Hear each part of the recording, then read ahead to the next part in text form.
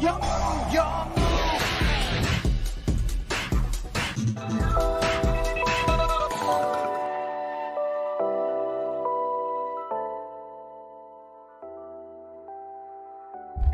aí galera, eu sou o Tei, chega de especulações, ele chegou! E bem meus amigos, hoje eu tô aqui pra poder comentar com vocês sobre a chegada mais impactante na história do Yu-Gi-Oh! TCG. Eu não sei se é a mais impactante, mas certamente é uma das mais impactantes dos últimos tempos. Estamos recebendo finalmente na coleção de Rota Rage of the Abyss a carta do Mulcharm Force. Ele chegou! Depois de tanto a gente especular, imaginar e especular literalmente mesmo, bom, ele tá entre nós. Tá rolando nesse fim de semana, inclusive, 2 torneios, né? Tá rolando um na Europa, que tá sendo streamado, e tá rolando também no Canadá, né? Em Niagara Falls, que inclusive teve pouquíssimos jogadores, mas enfim.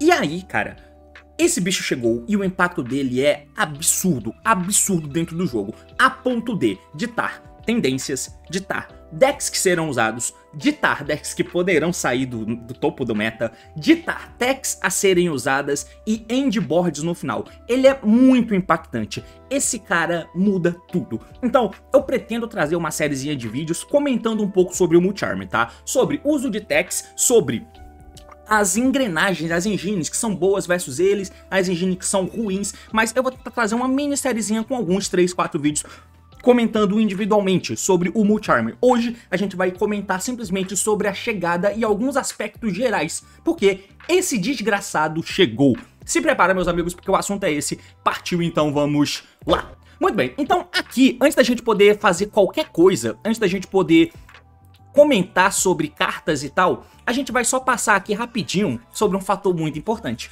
porque, como eu disse pra vocês, ele é potencialmente aí a carta mais impactante dos últimos, sei lá, mano, 10 anos, alguma coisa assim, não tenho certeza. Mas tudo isso vem a um custo literal de preço, né? Aqui eu tô no site da Liga Yu-Gi-Oh! A gente vai acompanhando aqui, né, a compra em lojas, e a mais barata tá R$800. Mulcharm Force, meu secreto, custando R$800. Pois é, simplesmente isso na loja mais barata dentro da Liga Yu-Gi-Oh! Bom, na MyPicards, que são jogadores que vendem, não tá muito atrás não, tá? Fica tranquilo, porque aqui o cara que tá vendendo a menor preço tá custando R$799, porque é pra ficar mais barato do que 800, não é mesmo? Faz diferença em algum algoritmo do olho do meu cu. Bom, tá aí, custando R$800 a carta mais impactante. Como eu já comentei com vocês nesse vídeo aqui em cima, que eu falei há muitos meses atrás, que na verdade não era nenhuma genialidade, não é novidade pra ninguém, era óbvio que o Mulcharm ia chegar custando o olho da cara. Ia ser uma carta secret, difícil de tirar, com impacto gigantesco no meta, não tem como essa carta ser barata. Obviamente ela sairá muito, muito cara. E essa é a principal parte negativa do Mulcharm, tá? O Mulcharm Force vai estragar o jogo, algo do tipo. Cara, a única questão terrível mesmo, assim, incontestável em volta do Mulcharm é que ele é uma carta secret que veio com baixa tiragem, com impacto gigantesco. Ela é a carta que vai mudar o jogo, e ela vem secret, ou seja, ela é completamente excludente. Obviamente eu não vou comprar essa carta, mano, sei lá, nos próximos 2 anos eu não vou comprar o Mulcharm Force. Até porque se a Konami seguir o padrão de repente Mega Team, nem a Mega Team do ano que vem vai ajudar em alguma coisa, porque a Mega Team desse ano foi um lixo, como eu já comentei com vocês nesse vídeo aqui em cima. Então, cara, isso é horrível, horrível. Eu vou fazer um vídeo posterior comentando sobre algumas questões e, novamente, aquela questão de o jogo tá caindo. O jogo do Yu-Gi-Oh! Caindo, quantidade de pessoas jogando torneio, êxodo para outros card games, cenário competitivo sendo um pouco deixado em frangalhos, não só por premiação e tal, mas a gente já tá tendo impacto com menos pessoas indo jogar. Isso aqui é mais uma martelada no caixão, tá ligado? Mas enfim, é inclusive excludente pra quem tá tentando entrar no jogo no cenário competitivo, porque de novo essa carta impacta tudo. Ela vai ditar os decks que são possíveis e não são possíveis de jogar. Esse ponto obviamente é muito negativo, mas disso você já sabia. Bom meus amigos, então aqui eu vou usar pra me ajudar, né, essas cartas aqui do meu lado, a falar dele, do Mulcharm Force. Então, vamos adentrar nas questões iniciais. Esse cara aqui, como eu já disse, ele vai mudar tudo com relação ao uso de tech e tal. O que a gente vai usar para poder jogar com ele? Vamos usar o pacote, o Starter Pack de cartas que vão tentar jogar contra ele? Bom, nós temos o próprio Mulcharm, e aqui eu tô excluindo a questão de preço para nós, jogadores brasileiros. Eu tô considerando os o cenário do competitivo, né, do metagame de fato. Seja o meta que a gente vai acompanhar as pessoas jogando, ou seja, o que você vai jogar no DB, por exemplo, na ranqueada, ou no Omega, ou no Yu-Gi-Oh! Pro. A gente tem o Starter Pack do OCG, que é composto por Maxi, Ash Blossom, né, o College, que no caso no OCG tá 2, mas aqui tá 1, e o Crossout. Esse aqui vai ser uma vertente que a galera vai tomar. Essa vertente, eu tenho um outro vídeo separado que eu vou comentar um pouco sobre isso, mas eu já acho que o Multi-Arm, ele vai para além disso, porque ele é uma carta que tem um impacto alto? Tem. Ele é uma carta que vai desgraçar o jogo? Eu acho que a ótica tá invertida. Vai ser talvez o contrário, cara. Óbvio que eu tô falando simplesmente como uma análise inicial, eu não peguei pra testar, pra ver qual é o impacto disso, mas assim, inicialmente o impacto que ele me parece ter, parece ser positivo, tá? Positivo no jogo. Por quê? Ele ajuda no Going Second de todo mundo e não ajuda no Going First. Então ele já é muito diferente do Maxi por causa disso. Se você controla cartas face up, o Multi-Arm não pode ser dado. Então não tem como eu tá tentando jogar, tomar um Multi-Arm, por exemplo, e ficar tranquilo porque eu tenho um Multi-Arm na mão pra eu dar um Multi-Arm no oponente e entrar num grind de Maxi. Isso não vai acontecer como rola no Master Duel, como rola no OCG. Porque não pode ter carta no campo pro Multi-Arm poder ser ativado. Ao passo em que também não dá pro cara fazer uma board gigantesca e ter o Multi-Arm por trás, como acontece com o Maxi, que é um dos principais problemas dele também. Então, só de não ter isso já ajuda pra cacete. Ele não é tão opressivo como o Maxi, não precisa nem dizer isso, porque ele come summons do extra e do main deck. Ele não come Special Summon da mão, Special Summon do cemitério, Special Summon do banimento, ele não come esses Special Summon. O que, se a gente for parar pra pensar, você tem um impacto gigantesco. E aí, a partir daí que ele vai começar a limitar os decks que estarão no topo do jogo. Tem algumas pessoas, alguns decks serão muito atrapalhados. Pois é. Em vídeos anteriores que eu fiz comentando sobre Banlist, eu comentei que o Snake Eye era um deck que deveria ter tomado mais. Eu vou dar um spoiler pra você, tá? O Snake Eye voltou tudo de novo. Por causa da vertente de Azamina aqui, o Snake Eye provavelmente é o melhor deck nesse momento, até por causa da dinâmica de Force. Quem não é tão bom assim é o Yubel, tá? O Yubel, de novo, eu vou fazer um vídeo separado falando especificamente sobre detalhes mais profundos sobre isso, mas o Yubel, lá no OCG, inclusive teve gente que comentou no meu vídeo de Banlist que eu tinha feito há um tempo atrás, porque eu falei que o Snake Eye deveria ter tomado mais. Teve aquela bateria de regionais, que eu até fiz um vídeo dizendo que o Snake Eye não top, e aí automaticamente as pessoas, oh meu Deus, os youtubers falando que o Snake Eye não tinha morrido, que ele tava como sendo de novo ainda o melhor deck, a Banlist tinha que ter feito mais. Tá aí, não tá tompando regional. Pois é, teve o ICS, por exemplo, o ICS aqui na América do Sul, 3x3, onde, sei lá, mano, metade era Snake Eye. Basicamente, o deck ainda é muito bom. E com o uso de Azamina, e por causa da existência do Force, ouso a dizer que ele vai ser a opção mais... Na verdade, não. Ele não vai ser a opção mais usada, porque tem outro deck mais filho da puta. Mas enfim. Mas o Snake Eye deveria ter tomado mais na Banlist. Eu ainda acho que isso deveria sim ter acontecido. Mas o Yubel não tomou bastante, cara. Tomou muito pouco. Ele tomou a limitação no Opening Gates. E eu acho que foi só isso, né? Eu não lembro agora direito o que aconteceu dentro do deck de Yubel. Além de ter tomado, obviamente, no Lacrima, mas tem uma Aero Wither e tal pra substituir. Enfim.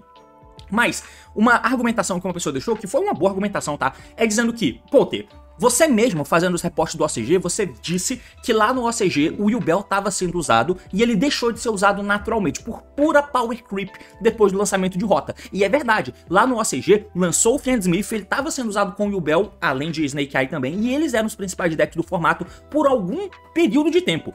Porém, quando chegou Rota e trouxe o Multi-Arm Force além do Azamina, isso mudou de figura, porque o Fiendsmith, ele tem um uso estranho contra o Multi-Arm Force, tá? Apesar do Snake Eye lá no OCG sempre usar o Fiendsmith, mas era em número menor e tinha o Azamina do lado pra apoiar, né? O Yubel não, ele tem a única opção de usar o Fiendsmith pra ele poder ser um deck de pressão, um deck relevante. E lá no OCG ainda existe o Maxi, e com a existência do Multi-Arm Force, isso colocou um pouco o Yubel pra escanteio. Então essa foi uma das argumentações que eu vi um inscrito deixando nos comentários de vídeo Banlist meu, que eu disse que o Yubel não tomou o suficiente, mas que isso era pensado pela Konami, porque no OCG naturalmente aconteceu o êxodo de Yubel do topo do metagame. Por quê? Porque as dinâmicas contra o Force são estranhas. Esse é o impacto que essa carta tem. O potencial de tirar o melhor deck do formato, teoricamente, que é o Yubel, né? O deck que mais topa, que mais tem resultados.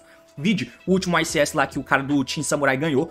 E botar um pouco em xeque a força dele. Além, claro, do suporte que deixa os outros decks melhores. Mas ouso dizer que isso aqui é quem de fato ajuda os decks a jogarem contra o Yubel. Porque o Yubel é o deck que se fode pra Force. Mas nesse ponto de vista, o que o Yubel, por exemplo, poderia fazer? Eu tô usando o Yubel como sendo o bastião de um exemplo, tá? O que ele tem que fazer? Se ele for partir pro Starter Pack OCG, que é usar cartas anti-maxi, né? No caso, o Ash Blossom, o Crossout, o College, o que ele vai ter que fazer? Vai ter que usar o Crossout.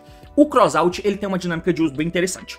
Até porque ele já vinha sendo usado no TCG antes do Multi-Arm sequer pensar em existir. Na verdade, antes dele ser lançado. Por quê? Bom, porque todo mundo tinha uma engrenagem em comum. Todo mundo jogava de Snake Eye ou Yubel com o Fiend Smith. Então, isso significa que você ia ter uma incidência gigantesca de mirrors de engine. Não precisa ser mirror match, mas mirror de engine. O que faz com que o crossout seja um extender, tá? Porque se eu tento fazer uma jogada, toma uma interação e eu dou o crossout, eu não preciso ter um extender. O crossout vai ser o extender porque ele vai fazer minha jogada passar. Faz sentido, porque ambos são decks de hand traps. Mas isso se sobrepõe quando eu posso setar o crossout e usar ele como sendo uma tech de uma defesa, tá ligado? Isso ajuda, e ajuda bastante. Agora, quando isso não acontece, e o fato do Fiend Smith ser um pouco estranho e ser mandatório de se usar no Yubel, faz com que o uso do crossout dentro do Yubel tenha um propósito: acertar o Multi-Arm. E quando esse tipo de coisa acontece, ele começa a ficar uma carta um pouco estranha. Assim como no Desper, por exemplo, ele precisa, na época, precisava se usar o Ash Blossom ou o Debarrier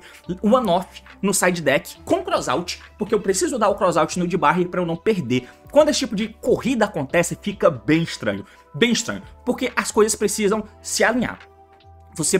O oponente precisa comprar o Multi-Arm, você precisa comprar o crossout, e aí sim você conecta uma coisa na outra. Porque o resto da engrenagem consegue passar por cima de uma outra single hand trap que o oponente tenha. Mas, se o cara compra o Force e você não compra o crossout, você tá na merda. Se o cara não compra o Force e você compra o crossout, você tem menos uma carta. E aí você vai ter que lidar com as outras techs de defesa que o cara provavelmente tem. Então, é um cenário bem ruim. Isso não vale só pro Yubel, tá? Mas vale pra vários decks. Essa é a força essa é a dinâmica que o Force põe no jogo, tá? Em contrapartida, o outro lado é que, mano, a gente vai começar a ver algumas coisas. Há um tempo atrás aí, na verdade há um tempo atrás não, né? Agora que o formato começou, a gente pode olhar para algumas mesas, por exemplo, se nós olhamos para uma mesa como essa aqui, ou até com um Fiend Smith, que é esse cara aqui, se você olha para uma endboard de uma mesa que tem esse cara e essa menina, e eu te perguntar, que deck é esse? Você consegue me dizer com alguma segurança? Eu duvido, tá? Se eu te mostrar uma endboard que tem esse cara e esse cara, você consegue me dizer que deck é esse? Ou esse cara e essa menina, você consegue me dizer que deck é esse? Uma endboard que passa com Caesar e Little Knight, com Caesar e Silhouette Rabbit. A única coisa que você consegue me dizer é que esse deck usa Fiend Smith. E a partir de agora, esse vai ser o novo normal. Porque uma vez que o Multi-Arm aconteça, lembra do que eu te falei, de que o Crossout é uma carta um pouco estranha, porque se ele é usado com o único intuito de comer Multi-Arm, não tomar Multi-Arm, coloca numa situação ruim, então algo tem que ser feito para que você consiga ter o teu deck funcional no mundo em que o Multi-Arm exista e que você não se sinta obrigado a ficar usando o Crossout para não perder pro Force. Porque apesar de ele ter dinâmicas muito diferentes de Maxi, que eu posso fazer summons sem dar drop pro oponente, mas as summons que importam dão drop ao oponente, e você não pode dar muitas, você vai ter que mudar a forma de jogar. A partir daí a gente vai ter a consolidação de algumas endboards muito frequentes, que são basicamente você ter sempre um IP e sempre um Silhouette Rabbit no teu extra deck, tá? Alguns outros decks vão tentar ir por algumas linhas diferentes, por exemplo, você pode fazer ao invés de IP, você pode fazer um Unchained Rage, mas o Unchained Rage precisa de um Unchained Soul para ser feito, então você precisa passar por dentro da Yama, ou você precisa ter o Shavara, e mais aí, mesmo assim, você consegue ter um Pop, consegue ter um Rage, virando Little Knight, que vira outra carta,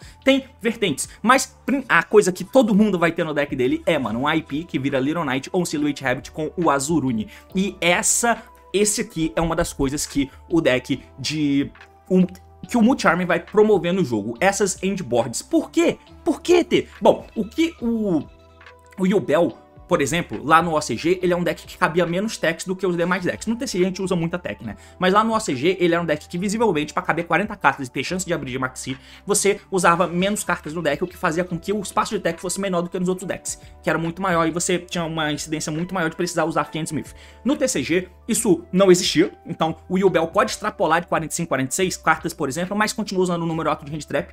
Porém, A questão em volta do porquê ele caiu lá no OCG é essa. Porque em um mundo em que o Maxi exista, é muito importante. E eu tô falando do Maxi, não tô falando do Mucharm, tá? Que o Maxi exista é que você consiga construir a tua jogada com pouco investimento, dando pouca drop pro oponente, e ao mesmo tempo, isso fica ruim porque deixa vulnerável a tua mesa. Você pode morrer, porque sim. Então, que eu tenha a defesa na minha mão também. É um dos motivos pelo qual os One Card Combo de decks são criados em massa nos decks e todo mundo precisa ter. Então, por que que passa a ser ok você ter endboards como essas aqui? Porque o teu deck também usa 15, 18 hand traps no deck. E você, além de ter feito isso dando uma drop pro oponente, você ainda tem outras defesas na mão que podem fazer com que você não morra. E se você não morrer, o jogo volta pra você e você vai ter chance de tentar quebrar a mesa do cara e você vai ter, teoricamente, um jogo back and forth. Porém, apenas decks que se encaixam nessas dinâmicas conseguem. Se o teu deck não consegue fazer uma endboard decente com pelo menos uma interação, uma IP virando Little Knight, sem que você desvie muito da tua jogada, tá estranho, porque você vai ter que dar muita drop no Mucharm, ou você vai ter que se forçar a comprar o crossout da vida pra poder lá no Mucharm não perder, tá ligado? Ou então, você não vai ter tech pra se defender, tá ligado? Porque tem que ser uma junção de fatores. Você vai precisar fazer uma endboard com pouco investimento, você vai precisar ter defesa na mão pra te proteger além da tua endboard, e você vai ter que fazer isso sem precisar depender disso aqui. Você pode usar, mas que não dependa disso, tá ligado? Então, isso restringe um certo tipo de deck de se jogar, cara, o que é muito doido. E não sei se você parou pra perceber e juntar todas as informações, parece ser uma coisa boa. Se eu tô jogando contra o oponente e eu não vou tomar Phantom Yubel, Rage, DDE e Varudras, Hand Trap, se eu não vou tomar isso, eu tô aceitando, porque essa carta me dá essa possibilidade.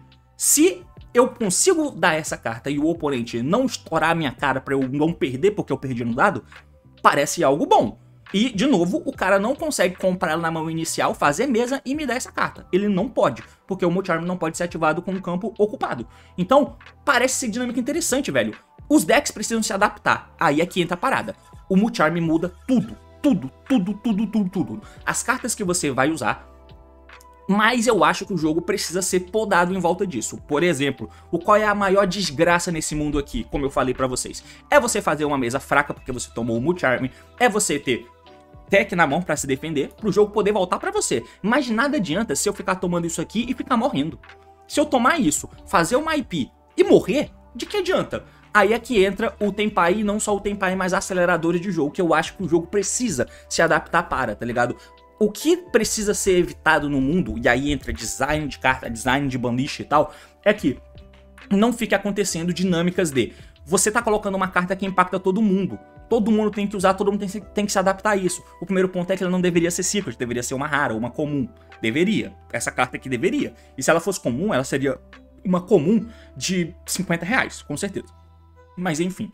Mas não dá pra rolar de eu ficar tomando isso e ficar morrendo, porque sim, seja para o Tenpai Dragon, então eu acho o Tenpai nocivo no mundo em que o Mucharm tá existindo, até porque o Tenpai sempre quer ir segundo, então o Tenpai não toma o Mucharm, é uma tech que ele só se beneficia de, além de poder usar outras coisas como o Shifter, por exemplo, que já passou da hora de deixar de existir, não vem com esse papo de mal necessário, pelo amor de Deus, mano, para de ser burro, e ao mesmo tempo, eu acho que os outros aceleradores do jogo também precisam tomar um cuidado, como o Access Code, como o Borrel Sword, porque o pior cenário possível é começar a virar uma dinâmica de tomar o Force e morrer.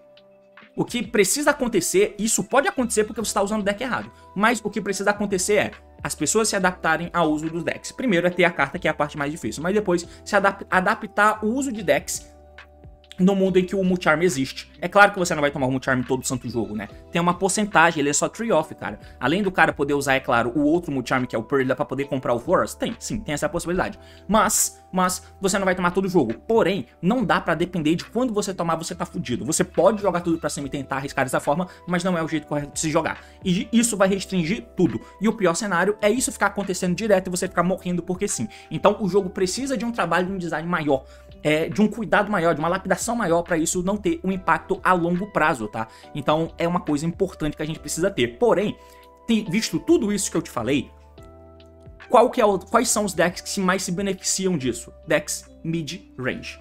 Os decks mid-range é quem mais se beneficiam disso. Tudo bem que os mid-range podem fazer mesas inquebráveis, que o mid-range se deturpou no longo dos anos. Mas o mid-range standard que a gente conhece, que é aquele que tem o uso de hand traps e tal, que faz jogado com uma carta, mas que teoricamente não é tão explosivo. Bom, esses decks é quem melhor se dão nesse mundo que o Multicharm existe. Como o Razor, por exemplo, é que daqui a pouco ele chega. Mas melhora esses decks, não melhora na verdade, valoriza esse tipo de deck. Decks que são mais o Wombo Combo, que tem a premissa de estourar a cara do oponente com múltiplos summons e negações, esse deck tende a ficar um pouco pra trás. Isso é um bom conceito, principalmente se esses mid-range são forçados a ter uns endboards como esses aqui. É tranquilo, tá ligado? Eu tô aceitando esse jogo, ou seja, isso tudo coloca em xeque a questão do Multicharm ser a carta que vai destruir o jogo. Na verdade, talvez ela comece a tirar o Yu-Gi-Oh! Do buraco, por incrível que pareça. O grande ponto negativo é a carta que tira o jogo do buraco, custar R$800 uma cópia, enquanto você precisa ter 3 dela no teu deck. Esse é o principal ponto negativo. É claro, dá um desânimo da porra de jogar isso aqui, tá? Porque se você for jogar na tua local e alguém tiver o Multicharm, você vai ficar muito puto, muito frustrado. Eu, por exemplo, deixaria de jogar nessa local 100%. Porque é uma questão simplesmente que eu não posso ter a carta. Não dá pra você não conseguir jogar o jogo porque você não pode ter a carta mais impactante do jogo, entende? Não é uma Little Knight que eu posso substituir por um unicórnio. É simplesmente o Maxi, cara, que muda tudo. Mas enfim, meus amigos, é mais ou menos esses aqui os pensamentos iniciais que eu tenho pra falar sobre o Multicharm. Eu vou trazer mais vídeos comentando algumas linhas de jogada, linhas de combo e o que se esperar quando se toma o Force em determinados decks, e isso dita se aquela engrenagem é boa ou ruim nesse mundo do Multicharm agora, né? O que vai fazer com que nós tenhamos um aumento de popularidade de certos decks e a diminuição de popularidade dos outros, certo? O torneio tá rolando, né? O YCS tá rolando em Niagara Falls e também na Europa nesse fim de semana. Os resultados também vão servir para dar um bom norte pra gente de como o jogo vai rodar com o Multicharm por aí. É basicamente isso. Valeu, falou e até mais.